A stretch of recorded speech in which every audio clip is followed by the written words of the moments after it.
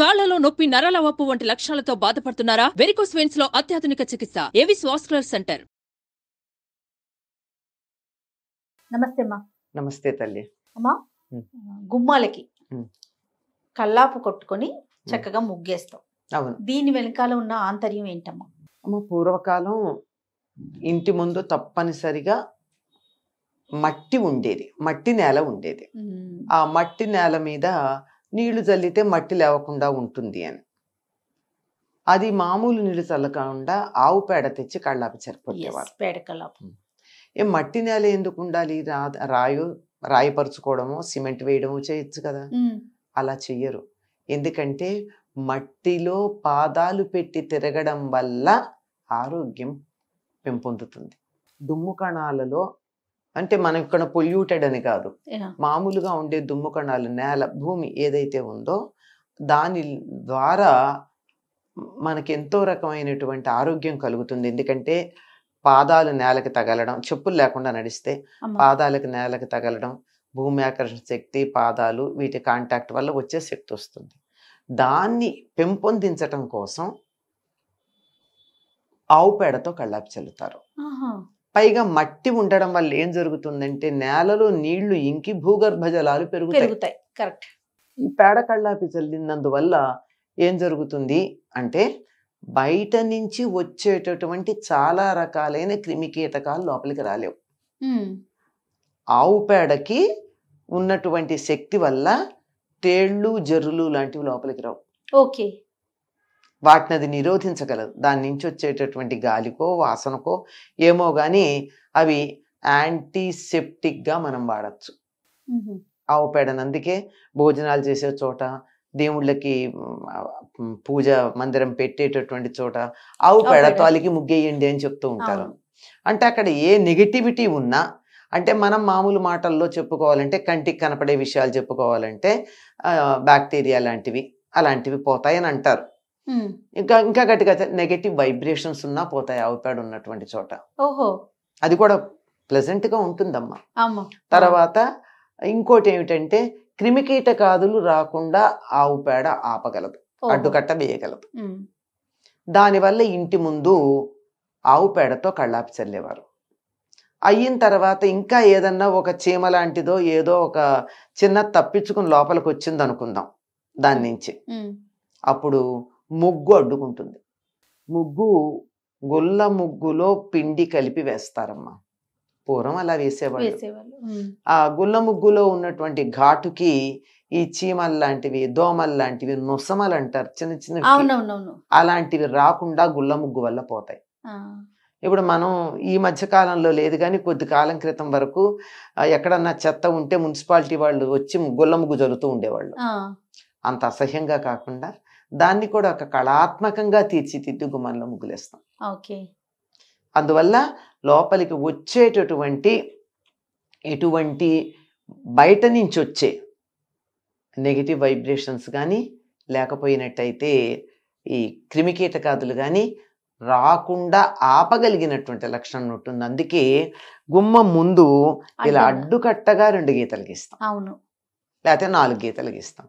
ఇలా ఇలా తప్పించుకుని వచ్చిన గుమ్మం ఎంత ఉందో అంత మేర అయి ఉంటే అక్కడ ఆగిపోతాయి చీమలు అవిను.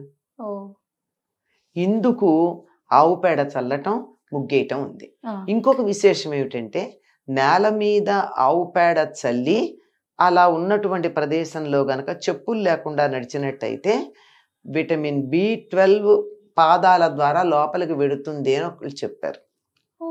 అది ఎంతవరకు వాస్తవమో అన్నది పరిశోధన చేసి చెప్పాల్సిన విషయం. ఎందుకంటే చెప్పిన మాటని మనం గుడ్డిగా నమ్మలేం కదా. ఇది పరిశోధనతో నిర్ధారణ చేయవలసినటువంటి అంశం.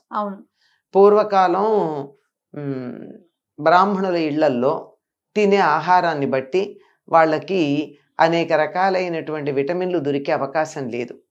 అన్ని రకాల ఆహారాలు తినరు కదా, పరిమితంగా తింటారు కదా.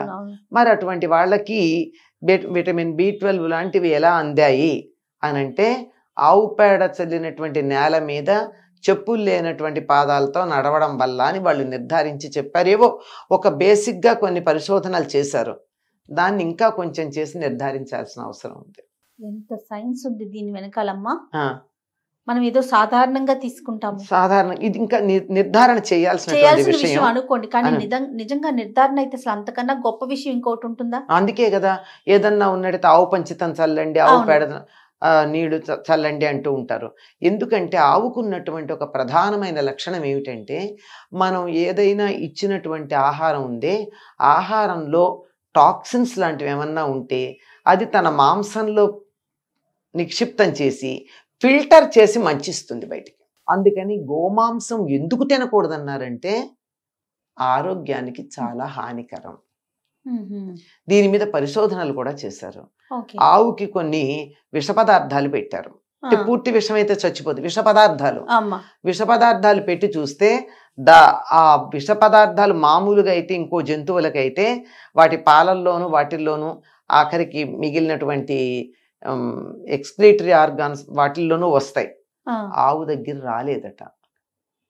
అది ఫిల్టర్ చేసింది. ఎక్కడ సేవ్ అయ్యింది అంటే ఆ తర్వాత ఆవుని వాళ్ళు పరిశోధన చేసి, ఎలా పరిశోధన చేస్తారో మనకి తెలియదు, దాంట్లో ఉన్నటువంటి అవి టాక్సిక్ ఏదైతే మనం ఇచ్చామో అవన్నీ దాని మాంసంలో సేవ్ అయి ఉన్నాయి. అందుకని గోమాంసం నిషిద్ధం అని చెప్పడానికి కలిగినటువంటి ప్రధాన కారణం అది. మరి ఆ విధంగా ఎటువంటి చెడుని కూడా రానియకుండా ఆపేటటువంటిది శక్తి గోమయానికి ఉంది. అందువల్ల పైగా గుమ్మం చుమ్ముతారు. చిమ్మితే ఏమవుతుంది, ఆవు పేడంతా ఒక చోటికి, పైన ఉన్నదంతా పైకి చేరుతుంది. దీన్ని తీసుకెళ్ళి అక్కడ మొక్కలకు పోస్తారు. దానికి బలము వచ్చింది. చాలా రకాల ఉపయోగాలు, చాలా ఉపయోగాలు ఉన్నాయి. మన పూర్వులు ఏది చెప్పినా అవన్నీ మల్టీపర్పస్ ప్రాజెక్ట్స్, అంతే, బహుళార్థ సాధక ప్రణాళికలు అంటూ ఉంటాను నేను. కానీ ఇప్పుడు అసలు అలాంటి అవకాశాలే కనిపించట్లేదు కదమ్మా. కనపట్టలేదమ్మా. మనకి ఏమన్నా అంటే మేము పూర్వకాలం లాగా ఇంటి ముందు పెరడ్లో మట్టి లేదు, అందువల్ల మేము సిమెంట్ మీద పేడ నీళ్లు చల్లినట్టయితే బాగుండదు, అసహ్యంగా ఉంటుంది అనేసి, అది పైగా మార్బుల్, ఇంటి ముందు కూడా మార్బుల్ చేయించేసుకుంటున్నాము, దానివల్ల బాగుండదు అంటున్నారు. కానీ ఏమో ఈ మధ్య కాలంలో నేను చాలా అధునాతనంగా ఉన్నటువంటి భవనాల ముందు, అలాగే అధునాతనంగా ఉన్నటువంటి షాపింగ్ కాంప్లెక్స్ల ముందు కూడా ఒక చదరం మేర పేడ చల్లి ముగ్గేసినవి కనపడ్డాయి. అంటే ఒక చదరంగా పెట్టుకుని స్క్వేర్ గా, వాళ్ళ వరకే, అంటే వాళ్ళ వరకే, పక్కిళ్ళకి వెళ్ళకూడదు కదా, పక్క వాళ్ళకి ఇష్టం ఉండకపోవచ్చు. అంటే వాళ్ళు ప్రత్యేకంగా ఇలాంటి విషయాలను మనసులో పెట్టుకుని చేసినట్టున్నారు. ఇది ఎక్కువ కదమ్మా, చాలా అపురూపంగా అక్కడక్కడ కనపడ్డాయి భాగ్యనగరంలో. అయ్యో అవి ఆనందం గనక నాకు గుర్తుంది. అజయ్ ఎంత ఇంకా ఈ పద్ధతి పాటించే వాళ్ళు ఉన్నారు, ఇంత పాలరాతి మేడల్లో ఉన్న ఆవు పేడని మర్చిపోలేదు అని. సో మీకు చాలా సంతోషం అనిపించుంటుందమ్మా. ఎందుకంటే ఒక మంచి పద్ధతి కనపడేటప్పటికీ ఎంత సహజంగా ఆరోగ్యాన్ని తెచ్చే పద్ధతి కదా ఇది. అందువల్ల ఇలాంటివి వీలైనటువంటి వాళ్ళందరూ చేసుకోగలిగితే సంతోషమేనమ్మా. కానీ ప్రస్తుత పరిస్థితుల్లో గొబ్బెమ్మలు కూడా అమెజాన్లో ఆర్డర్ చేసుకునే పరిస్థితిలో ఉన్నాం మనం. అట్లా కాకుండా పల్లెలు దగ్గరలోనే ఉన్నాయి కదా. మనం ఎంత నగరంలో ఉన్నా సమీపంలో పల్లెలు ఉన్నాయి. చాలా మంది గోశాలలు పెంచుతున్నారు. గోశాలని ప్రోత్సహించి అక్కడి నుంచి అప్పుడు కాస్త ఆవు పేడ తెచ్చుకోండి. ఆవు పేడలో పురుగులు పట్టడం, పాడవడాలు ఉంటాం. ఎన్ని రోజులైనా మనం ఉంచుకోవచ్చు. ఎన్ని రోజులన్నా అంటే చివరికి ఎక్కువ రోజులు ఉంటే పాడవుతున్నామో కానీ పురుగులు రావు, వేరే వాటి నుంచి వచ్చినట్టు. నమస్తే. నమస్తే అమ్మ. సుమన్ టీవీలో మీ పర్సనల్ అండ్ బిజినెస్ ప్రమోషన్స్ కోసం కింది నెంబర్కి కాంటాక్ట్ చేయండి.